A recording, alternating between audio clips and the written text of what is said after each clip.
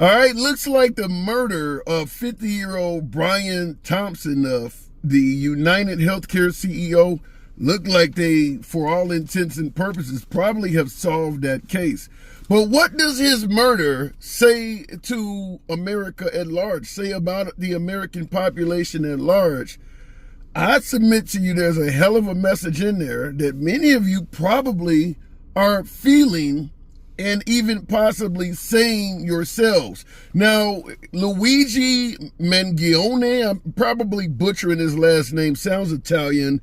We all know Luigi from the Super Mario, Nintendo games, but Luigi Mangone or something like that, 26-year-old, highly educated young man, graduated valedictorian from his high school, went and graduated from a university with a master's degree, went to a private high school. So this guy actually grew up among the upper members of society. Oddly enough, he turned out to be a murderer.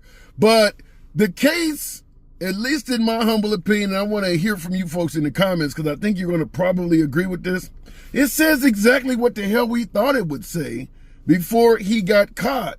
Now that he's been apprehended and more clues, more information is coming out about the case, it's pretty clear he felt just like the rest of us in the 99% felt about the insurance companies. Even referred to folks like Brian Thompson, the CEO of United Healthcare, as parasites, literally feeding off of us. So he felt the same damn way. I want to ask you from this standpoint, though. How many of you folks were rooting for the killer in this case? By show of hands, you know how we do, but how many of you folks were actually rooting for this guy to get away with this shit? Perhaps even hoping he might continue on a murder spree, taking a few more greedy CEOs. Some would say, I hope not. Hope you weren't wishing for cold-blooded murder, which is what he did commit, but How many folks you think were doing that? Now, his company removed the announcement of his death from their website after getting well over 20,000 laughing emojis. There was zero sympathy for this dude. Zero sympathy. I made another video about this. No matter where you looked, Facebook, YouTube, TikTok, wherever the hell you look where they talked about this case, the comment section, if they left it on, was loaded with folks showing zero sympathy for his death. I had a hard-ass time finding anyone that simply typed the phrase, "My condolences to the family." Nobody gave a damn about him passing away, so I gotta assume his family really feels some kind of way, because clearly nobody gave a damn about your dad dying, and he was the father of 2 teenage boys and a husband indeed. But I'm asking from a standpoint of, what does this say about America at large?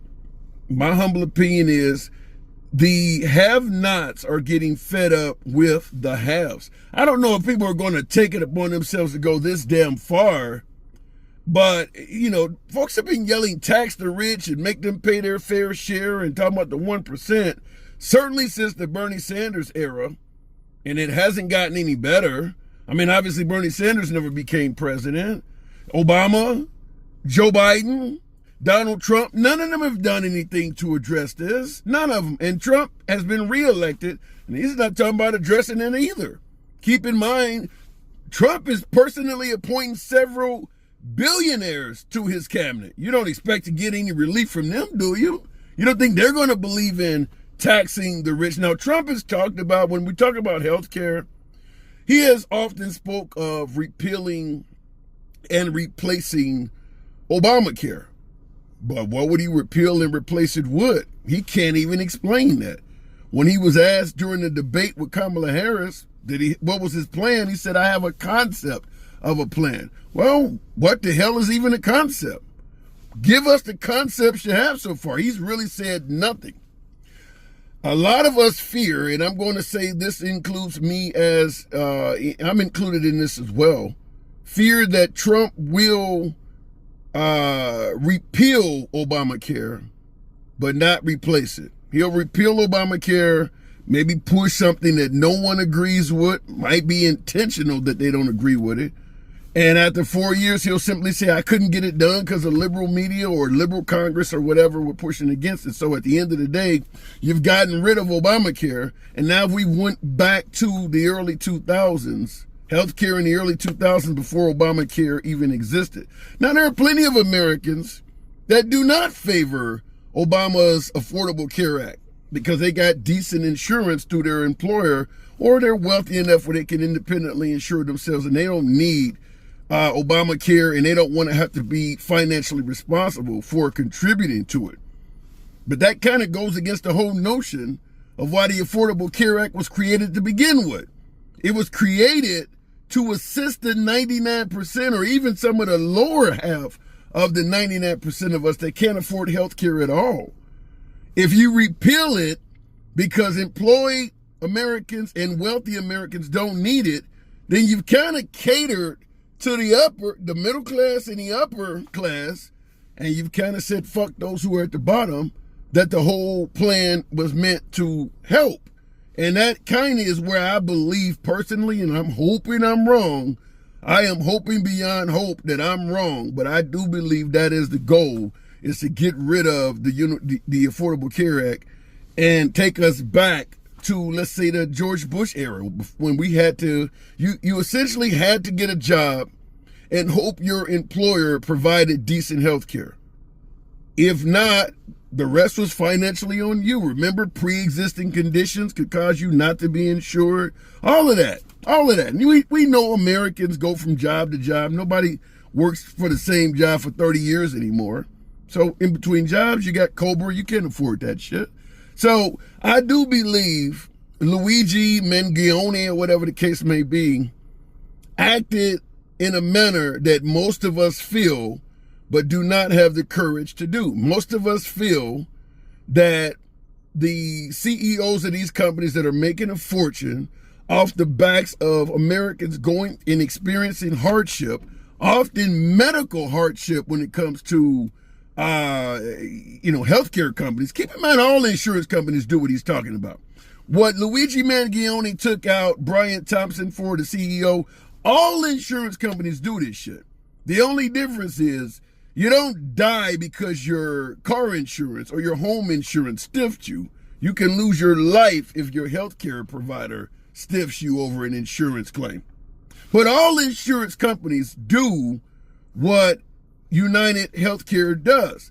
The sole goal, the sole intention of an insurance provider is to collect your premiums and never have to pay out a claim. And they work as hard as they can to get you as a customer so that you give them premiums. And they work as hard as they can when you file a claim to not have to pay it out. The whole goal of an insurance company is to never provide service to your customers. Just simple as that. I think all of us are aware of that. That method of operation is possibly what cost Brian Thompson his life. But I do want to ask in the comments, how many of you folks were rooting for Luigi Mangione? And do you feel some kind of way if you did, rooting for a cold-blooded murderer? Is there any other companies you feel like you wish he had a went and visited? Had a girl go on social media and post the face and name of every CEO of every healthcare company. Talk about a hit list indeed. Let your boy know in the comments. How do you feel about it? Were you rooting, or do you certainly feel like this is wrong and we don't need no more of this shit? As always, feel free to smash that like button, subscribe to the channel. Catch you in the next video.